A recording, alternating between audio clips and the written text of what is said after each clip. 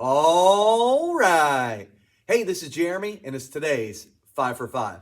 So, when I was growing up, my mom had her own interior decorating business. It was called Kathy's Touch. The reason why is because she wanted to give a personal touch. You know what a personal touch is, it's something special that you do for somebody else to show them extra love and extra care, that it comes just from you. It's kind of like the difference between a typed email and a handwritten note. There's a personal touch in a thank you note or a handwritten note that is written by you. Now, Jesus, he had a personal touch. You could see it when he served others. And this week, all of our pastors and our 5 for 5s, we're talking about serving others. And our pastors have already done a great job of talking about the service of Jesus. But what's so amazing about Jesus and his service is that when you think about God, a lot of times you think about a being that's far off, that's distant. But what God showed us when Jesus, as God in the flesh, walked around this earth, he showed us that God's not far off and distant. He is right there with us. And Jesus, when he served others, he showed a personal touch, not just figuratively either.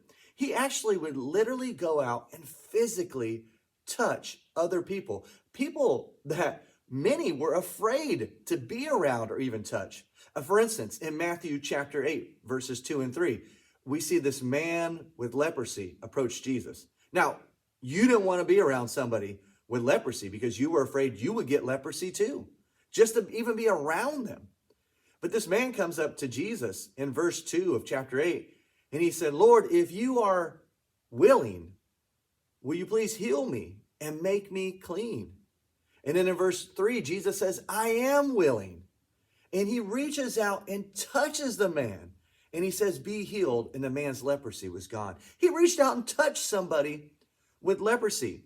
But that's not the only time. If you keep going through Matthew chapter 8, you see that he reaches out and he touches Peter's mother-in-law when she had a fever.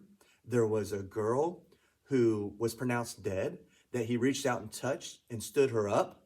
There was a blind man that he reached out and touched his eyes. Jesus was very personal. And when we serve others, we are showing them that God and those who follow Jesus, we are not far off. We're not secluded. We're right there with you.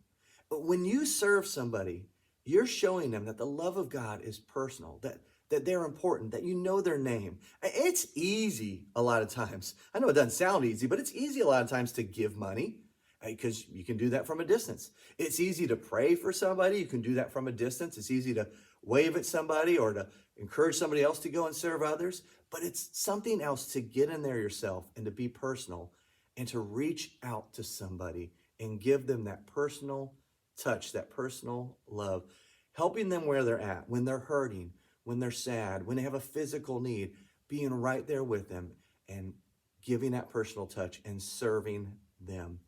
Then they can really see what that love of Jesus looks like, and they can see his personal touch through you. Hey, I hope this helped you today, and I hope you have a great day. See ya.